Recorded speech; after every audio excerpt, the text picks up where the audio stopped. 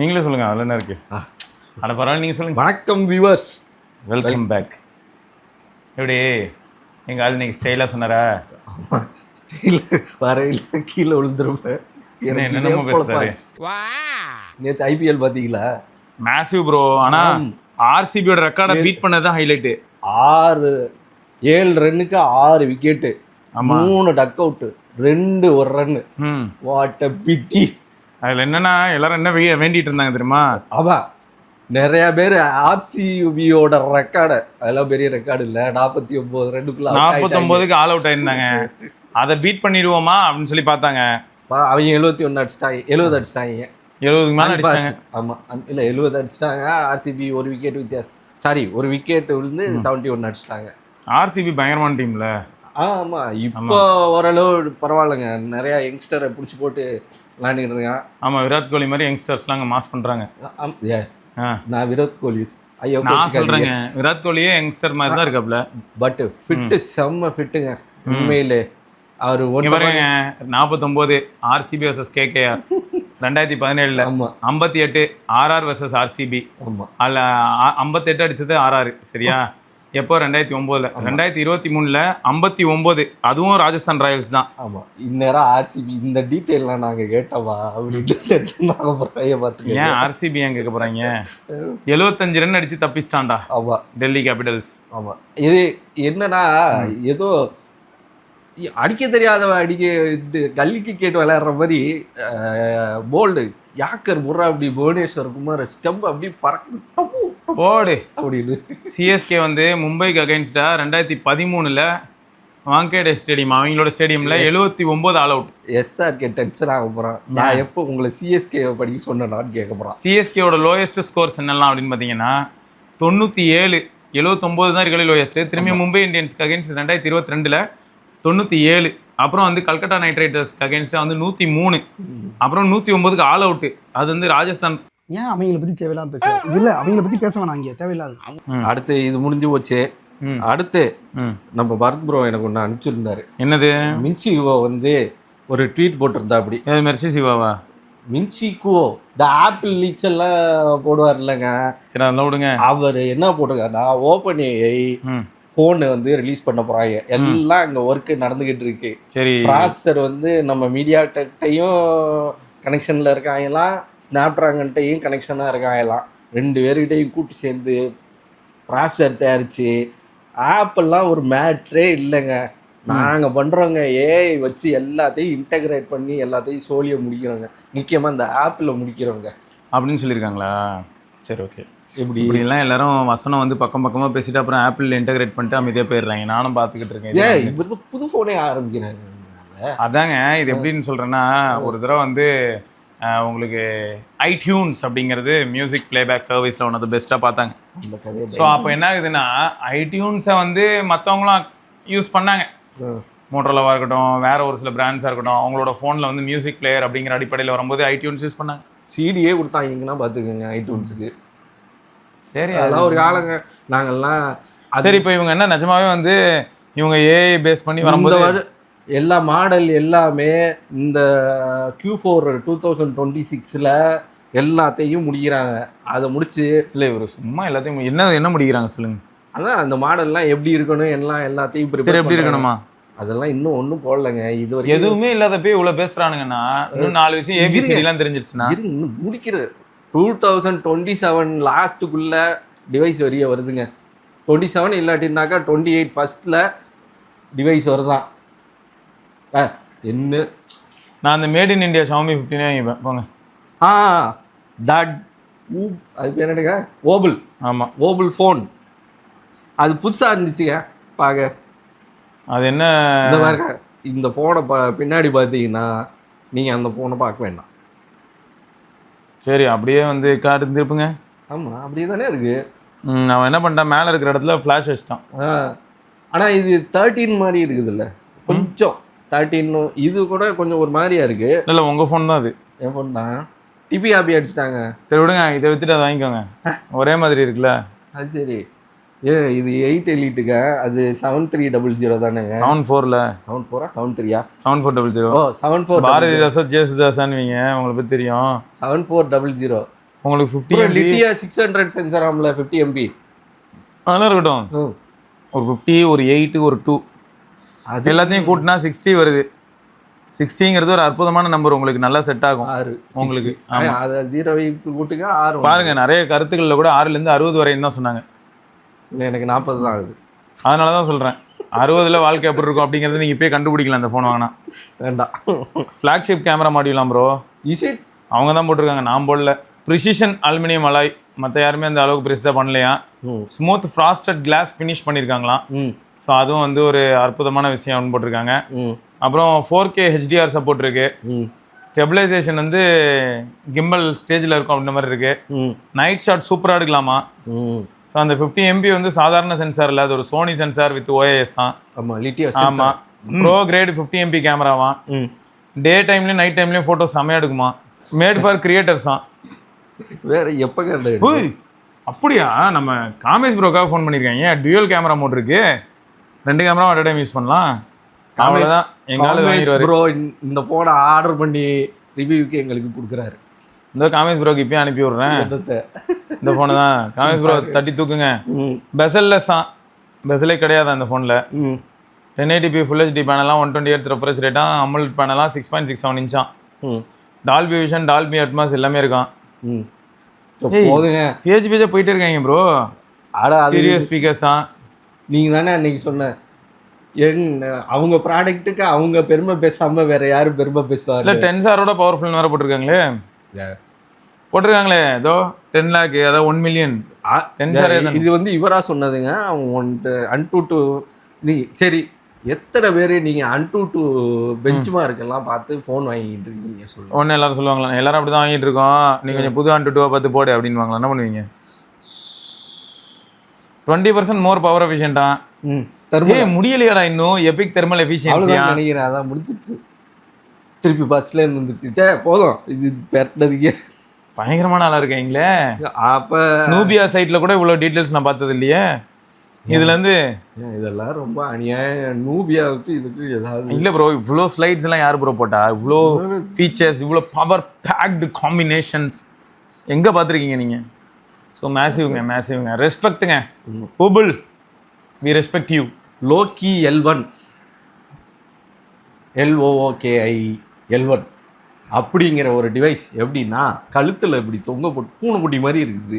இங்கே ஒரு கேமரா இருக்கு. ஓகே, அது என்னன்னா, நீங்கள் கழுத்தில் தொங்க போட்டு ஆன் பண்ணி விட்டீங்கன்னாக்க அது வாட்டுக்கு நீங்கள் எங்கே போனாலும் அது ரெக்கார்டாகவே ஆகிட்டு இருக்குது.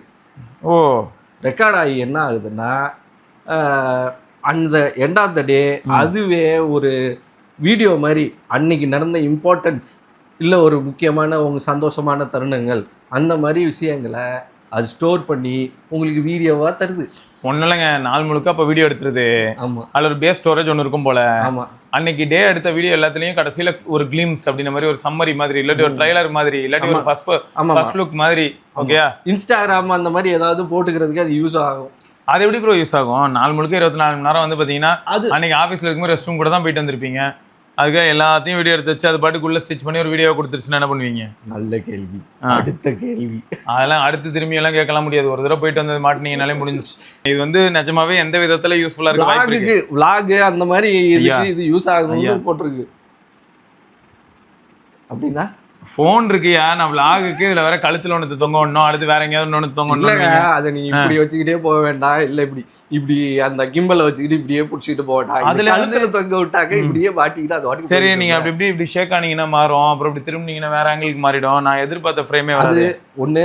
ப்ளஸ் நான் யாரையும் வந்து நெக்லஸ் மாதிரியும் இருக்கு, கிளிப் மாதிரியும் இருக்கு. அது எப்படி வேணாலும் நீங்கள். இப்போ நான் கார்த்தி ப்ரோ வந்து ஒரு பாகுபலி பிரபாஸ் மாதிரி காட்டணும்னு நினச்சின்னா ஒரு ஃப்ரேம் யோசிப்பேன். அது எப்படி திரும்ப எடுக்கும்? கீழே இருந்து காஞ்சூரிங் கட்டப்பா மாதிரி எடுக்கும். அப்புறம் கீழே இருந்து இப்படி பார்க்கும், கார்த்திபுரம் மேலேருந்து இப்படி பார்க்குற மாதிரி இருக்கும். நல்லாவா இருக்கும்? அதுக்கேற்ற மாதிரி ஃபோக்கஸ் ஏதாவது மாற்றி வச்சிருப்பேன். ஏன் ப்ரோ, அயன்மேனோட ஆர்க் மாதிரி இங்கே வச்சிடுறீங்க, வச்சுட்டு அது வந்து மேலே உங்களை பார்க்கும், இல்லாட்டி சைடில் இருக்கிற பார்க்கணும்னா பரத்லாம் எதிரில் வந்தானா அப்புறம் என்ன ஆகும்? அவர் தாங்க அனுப்பிச்சு விட்டாரு. ஆமாம், ஹைட்டுக்கு சொல்கிறேன் ப்ரோ. உண்மைதான். அவர் இப்போ கார்த்திபுரம் நெஞ்சில் இருக்குன்னா பரத்துக்கு வந்து என்ன பண்ணுறது? நம்ம அவர் இடுப்பு பட்டு தான் எடுத்துருக்கோம். அதுதான் ஃபோக்கஸ் ஆகுமா பக்கத்தில் வரும்போது? எனக்கு புரியல. நீங்கள் இன்ஸ்டாகிராம் சப்ஸ்கிரிப்ஷனுக்குலாம் பிளான் கொடுக்குறீங்க, அதெல்லாம் நாங்கள் கேட்கல. Very sad. அந்த அளவுக்கு நான் கார்த்தி போயிட்டேன். நீங்க எடுத்துட்டு வந்த நியூஸ் காஞ்சி கிடக்கு. அடுத்து இல்லை அது $199 அதெல்லாம் சொல்லிடணும்ல. 6 மாசம் இந்த இடத்துல இப்படியே தேய்ச்சிட்டு இருந்தீங்கன்னா அரிக்காத மாதிரி தான் இருக்கு. சரி. அப்புறம் One UI 8.5 stable roll out. எதுக்கு? S25 S25 சீரியஸ்க்கு 30th வருதான். யாரு நம்ம கார்த்தி ப்ரோ சொன்ன நம்ம குரூப்லேயே போட்டு நல்லா இருக்கட்டும், அது எல்லாருக்கும் தெரிவிக்கப்படும் அப்படின்னு. கம்மிங் மந்த்ல One UI 9 பீட்டா S26 வருது. அப்புறம் என்ன போட்டு தள்ளிடுவாரு 9 பீட்டா. ஆனால் நீங்கள் S24 அல்ட்ரா தானே வச்சிருக்கீங்க. அதான் இல்லையே, நம்ம நண்பர் ஒருத்தர் நம்ம கம்யூனிட்டி மெம்பருக்கு கொடுத்துட்டேனே, வாங்கிட்டாரு. ஆமால, ஞாயிற்றுக்கிழமை சொன்னீங்கல்ல. ரைட். அவரோட பாட்காஸ்ட் வரும், அவர் பேர் வந்து பிரசாந்த், வரும் பாருங்க கண்டிப்பா.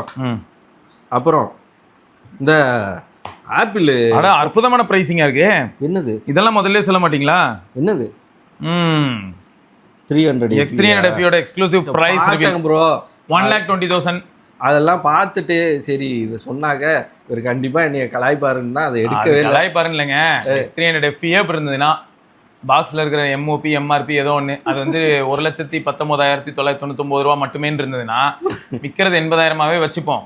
அப்போ அல்ட்ராலாம் என்ன பண்ணோம்? 1.5 லட்சம், 2 லட்சம், 2.5 லட்சம் அப்படின்னு போயிட்டு இருக்கும். சரி, அதுவே எப்படின்னா என் தலைவன் ஆப்பிள் இந்த பாருங்க ஃபோல்டெல்லாம் இப்படி வீடியோலாம் காமிச்சு போட்டிருக்கானு. இதெல்லாம் எத்தனை லட்சம் வரும் சொல்லுங்க? சரி, டப்புன்னு இதை வாங்கி போடுங்க. ஒன்று எது நான் சந்தோஷப்படுற விதமாக அதை வாங்கி போடுங்களேன். 2,299 மீன் எக்ஸ்பெக்டேஷன் ப்ரைஸே. அவன் எவ்வளோ விற்கிறான்னு தெரியலையே. ஆனால் அழகா இருக்கு, நிஜமா சூப்பராக இருக்கு. ஹுவாவேயோட பியூரா எக்ஸ் மாதிரி இருக்கு. 16, 18, 2 லட்சங்க ஆத்தாடி.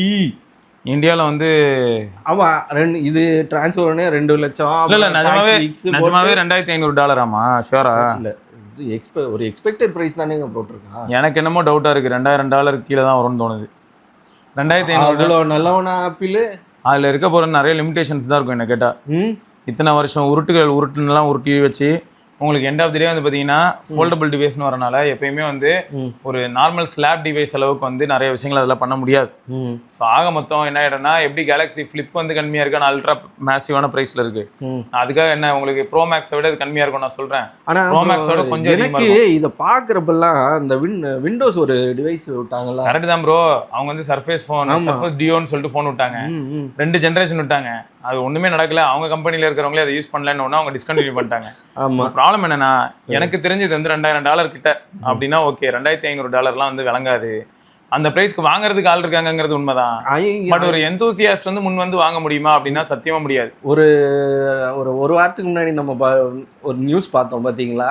41% ஆப்பிள் ஃபோல்டு நாங்கள் வாங்குவோம் அப்படின்னு போட்டிருந்தாங்கல்ல. நம்ம படித்தவங்கள ஞாபகம் இருக்கா ப்ரோ? அந்த அளவுக்கு அங்கே அப்படி இருக்கிறப்போ கண்டிப்பாக 2,500 $3,000 கூட விற்கலாம். வாங்கி ஏங்க சிரிக்கிறேன்? சொன்னதுக்கு சிரிக்கலையா? ஒரு மீம் ஒன்று வந்துச்சிங்க. இதுதாங்க இந்த ட்விட்டரில் உள்ள பெரிய பிரச்சனை.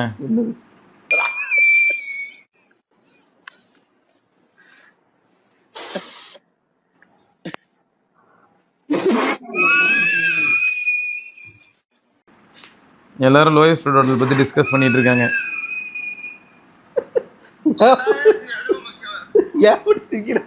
சரி, இப்போ இன்னொன்று என்னன்னா, ரீஃபப்டு டிவைசஸ் எப்பயும் மாதிரி திரும்பியும் ஐகோட அஃபிஷியல் வெப்சைட்ல லிஸ்ட் ஆக ஆரம்பிச்சிருக்கு. நியோ 10 மாதிரியான ஃபோன் வந்து உங்களுக்கு 27, 26 இந்த மாதிரியான ஒத்து ப்ரோ. அதான் அந்த மாதிரியான டிவைஸ்லாம் கிடைக்குது. ஆனால் நீங்கள் யாரும் என்ன வந்து கேள்வி கேட்கக்கூடாது எந்த விதத்துலன்னா, என்ன ப்ரோ நியோ 10 வந்தப்போ இருந்தது, இப்போ அப்டேட்டுக்கு அப்புறம் கொஞ்சம் கழுத மாதிரி ஆயிருக்காமே, நீங்கள் வேறு அதை சொல்கிறீங்களேலாம் கேட்கக்கூடாது. இன்றைக்கி மார்க்கெட்டில் வந்து 8th Gen 4 பேஸ்டு டிவைஸோட ப்ரைஸ்லாம் என்னன்னு உங்களுக்கு தெரியும். ஆமாம். ஸோ அப்படி பார்க்கும்போது ரீஃபப்டு அப்படின்னு சொன்னாலும் உங்களுக்கு வந்து ரொம்ப யூஸ்டு டிவைஸ் மாதிரி நீங்கள் அங்கேயே தான் வாங்க போகிறீங்க. ஐக்யூ இதில் அவங்களோட வெப்சைட்டில் தான் வாங்க போகிறீங்க. ஸோ வாரண்டி அந்த மாதிரி இஷ்யூஸ் எதுவும் இருக்காதுன்னு நினைக்கிறேன். எப்படியும் ஒரு 6 months அது கொடுக்க மாட்டான் ரீஃபப்டிஷ்க்கு. கரெக்டு தான், கொடுத்தாலும் சந்தோஷம் தான். ஆமாம், ஒன்றும் பயம் இல்லை. பட் இந்த அப்டேட்டு லொஸ்க்குலாம் கேட்காதீங்க. பரவாயில்லையே பாவம், இப்படிலாம் கூட கிடைக்குதா? என்னது? அதான் பக், ஏதாவது ரொம்ப கிரிட்டிக்கல் பக் கண்டுபிடிச்சி கொடுத்தா பவுண்டி கொடுப்பாங்கல்ல. கண்டிப்பாக அது ஆப்பிளில் உண்டு. அதான் ஒருத்தருக்கு இப்பயும் பவுண்டி கொடுத்துருக்காங்க $20,000 தான். My god. இவர் வந்து ஆப்பிளோட ஃபோல்டு வாங்கிக்கலாம் ஜாலியாக, $2500 இருந்தாலும் வாங்கிப்பார். வாங்கிக்கலாம். ரைட்டு, வேற லெவல். அடுத்தது இந்த கேலக்ஸி கிளாஸ்ன்னு ஒன்று வந்திருக்குங்க. அதாவது ஸ்னாப் ட்ராகன் AR1 சிப்பில் தயாரிச்சு 20 MP கேமராவில் ஓகே வரப்போகுதுன்னு ஒரு லீக் வந்திருக்கு. Leaks and renders. அது வரும்போது கிடக்கட்டும், அதனால ஒரு பயனும் இல்லை. நார்மலாகவே கண்ணு சரியா தெரியல, இதெல்லாம் மாட்டினா மொத்தமாக தெரியாமல் போயிடும், அதனால அதெல்லாம் வேண்டாம். நம்ம நல்ல விஷயத்துக்கு வருவோம். சரி, ஒரு 2 கொஸ்டின் எடுத்து வச்சிருக்கேன் நம்ம கம்யூனிட்டியில் கேட்ட கொஸ்டின்ஸ். என்னது? அதாவது தினேஷ் க்ரூஸ் 01ங்கிறவர், has the beta for 10A, is that good, shall I install it? தாராளமாக இன்ஸ்டால் பண்ணலாம். அக்கேஷனல் பக்ஸு பாசிபிள் தான். எந்த மாதிரி சொல்கிறேன்னா, இது வந்து QPR1 beta 1, Android 17 QPR1 beta 1ங்க. ஆமாம், ஒரு 3 GB வரும். ஹைலைட் என்னன்னா, எப்பயாவது அந்த கீழே மல்டி டாஸ்கிங் பில் இருக்குல்ல, அது ரெஸ்பாண்ட் பண்ணாமல் போக வாய்ப்பு இருக்குது. எப்பயாவது ரேரா, ரொம்ப ரேரா, டெய்லிலாம் இல்லை நான் சொல்ல, என்னைக்காவது ஒரு நாள் நடக்க வாய்ப்பு இருக்குது. அதை நம்ம ஃபிக்ஸ் பண்ணுறதுக்கு ரீபூட் பண்ண வேண்டியதாக இருக்கும். அது மட்டும் ஞாபகம் வச்சுக்கோங்க. மற்றபடி வேறு எதுவுமே நான் வந்து மோசமான பக்குன்னு பார்க்கல. டெய்லி பேசிஸில் யூஸ் பண்ணுற மாதிரி தான் இருக்குது டிவைஸ். எப்போதுமே ஃபர்ஸ்ட் பீட்டா கொஞ்சம் பயமாக. ஆமாம், இது வந்து இப்போ 10Aக்கு ஃபர்ஸ்ட் பீட்டா. ஆமாம், ஆனால் அதான் ரொம்ப மோசமான நிலைமையிலலாம் இல்லை, கேஷுவலாக ஜாலியாக யூஸ் பண்ணலாம். இது ஒரு நல்ல கேள்வி. அடுத்த கேள்வி தான் இருந்தாலும் படிக்கிறேன். ப்ரோ, ரியல்மி GT7T ஃப்ளிப்கார்ட்டில் வந்து 26K அவைலபிளாக இருக்குது. Can I buy 2026 for all rounder? Minimum 3 years use பண்ணுவேன். குட் கேமரா அண்ட் பேட்ரி வேணும். ஆக்சுவலாக பிரச்சனை என்னென்னா, இதே மாதிரி தான் ஒருத்தர் வந்து குட் கேமரா வேணும் அப்படின்னு போட்டிருந்தாரு. நான் குட் கேமராக்கு என்ன சொல்கிறதுனே தெரியாமல் ரொம்ப கன்ஃபியூஸ்டு ஸ்டேட்டில் இருந்தனால OnePlus 13R வாங்கினா போதும்னு சொல்லியிருந்தேன். நிறைய நண்பர்கள் தான் கேட்டாங்க, அண்ணா குட் கேமரான்னு சொன்னார் என்ன, நீங்கள் எப்படின்னா 13R சொல்லிட்டீங்கன்னு கேட்டாங்க. அதான் சொன்னேன், இப்போ V17 சொல்லியிருந்தாலும் சரி, Run1 சொல்லியிருந்தாலும் சரி, இல்லாட்டி வேறு ஏதாவது கேமரா ஃபோனே நான் சொல்லியிருந்தாலும் அடுத்த அப்டேட்டில் கழுதியாச்சுன்னா நான் என்ன ப்ரோ பண்ணுறது? அதுக்கு இப்போதைக்கு மார்க்கெட்டில் எது சேஃபாக இருக்கோ அதே சொல்லிட்டு போயிடலான்னு சொல்லி தான் அதை சொன்னேன். வேறு எந்த காரணமும் இல்லை. ப்ளஸ் 13R வாங்கினதுக்கப்புறம் அவர் எடுக்க போகிற ஃபோட்டோஸ் எல்லாம் ஒன்றும் சினிமா கிரேட் ஃபோட்டோஸ் எடுக்க அவர் எய்ம் பண்ண மாட்டார். அவரோட மெமரிஸ் வந்து நல்லபடியாக கேப்சர் பண்ணணும்னு தான் நினைப்பார். ஸோ அந்த அடிப்படையில் பார்க்கும்போது எனக்கு எப்படி இருக்குன்னு பார்த்தா, இப்போ ஒரு V70 Elite இல்லாட்டி வந்து ரெனோ 15 years சஜஸ்ட் பண்ணலான்னு பார்த்தா அது எல்லாமே 50,000 பக்கத்தில் இருக்கும். ஆனால் ப்ராசர் என்னடான்னு பார்த்தா 7 Gen 4 தான் இருக்கும். அதனால யோசிக்க வைக்குதுங்க.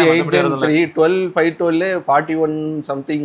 அதான் இப்போ கார்ட் ஆஃபர்லாம் அவைல் பண்ணா 16/512 அவங்க 45-46 வாங்கலாம். 16 GB ரேம்ங்கிறது எனக்கு தெரிஞ்சு இதுக்கப்புறம் வரக்கூடிய காலங்களில் ரொம்பவே பயனுள்ளதா இருக்கும் அப்படின்னு தோணுது. ரீசன் என்னன்னா, 4 வருஷத்துக்கு யூஸ் பண்ணலாம். ஏஐ வந்து இவனுக்கு என்ன பண்ணுவானுங்க, வரிசையா வந்து ஏஐ இன்டெகிரேட் பண்ணியிருக்கேன், லோக்கல்லே ரன் ஆகிற மாதிரி ஒரு சில மாடல்ஸ்லாம் ரன் பண்ண, அதாவது இது OSல இன்டெகிரேட் பண்ணிட்டேன் அது இதுன்னு சொல்லிட்டு அப்படி சப்போஸ் அப்போ அதை ரன் பண்ண நான் ட்ரை பண்ணால் அது என்ன பண்ணும், கண்டிப்பாக ரேம் அதிகமாக எடுக்கிற வாய்ப்பு இருக்கு லோக்கல்லே ரன் ஆகிறதா இருந்தா. ஸோ அந்த மாதிரி ஒரு சில ஃபேக்டர்ஸ்லாம் வச்சு யோசிக்கும் போது ப்ளஸ் யூஐலையும் இவங்க வந்து எல்லாருமே எலிமெண்ட்ஸ் ரொம்ப அதிகமாக ஆட் பண்ணிக்கிட்டே போகிறாங்க.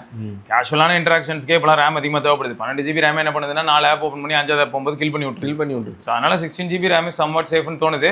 ஆல்ரெடி மெமரி பிரைஸ் ஆகி காணதுக்கு அதுக்கும் இப்போ என்ன ஆயிடுதுன்னா, எல்லா ஃபோனுமே 12 GB ரேம் தான் பேஸாகவே ஸ்டோர். அது எது சொல்கிறேன், ஃப்ளாக்ஷிப் 12 GB ரேமில் தான் வருது. 16 GB ரேம்ல எல்லாமே வரல, பிக்சலில் வருது. அண்ட் மற்ற இப்போ சாம்சங்ல எடுத்துக்கிட்டீங்கனாலும் 1 TB மாடல் போனால் 6 GB வர மாதிரி பேக் டு பவிலியன் 8 வந்து 40,000 அந்த மாதிரியான செக்மெண்ட்ல இருக்கிறதுலாம் 8 வருதுன்னு வைங்க. அந்த இடத்துல ஏதோ ஒரு வகையில் வந்து இந்த போக்கோ மட்டும் கொஞ்சம் சுதாரணமாக வந்து ஃபோனை விட்டுருந்தாங்க. அண்ட் பெரும்பாலும் வந்து கேமிங் சென்ட்ரிக்காகவும் பர்ஃபார்மன்ஸ் சென்ட்ரிக்காகவும் யாரெல்லாம் ஃபோன் லான்ச் பண்ணுறாங்களோ அவங்க எல்லாருமே 12/256 போயிடுறாங்க. 128 வந்து இப்போ பெரும்பாலும் யாரும் கொடுக்கறது இல்லை தான். ஸோ இதான் அதே மாதிரி இன்னொன்று நாடி ஜோதிடம் மாதிரி என்னடா கையில இருக்கிற ரேகை முதற்கொண்டு வந்து கையை ஸ்கேன் பண்ணி எல்லாரும் உட்காந்துட்டு ChatGPT அனுப்பிட்டு இருக்காங்க.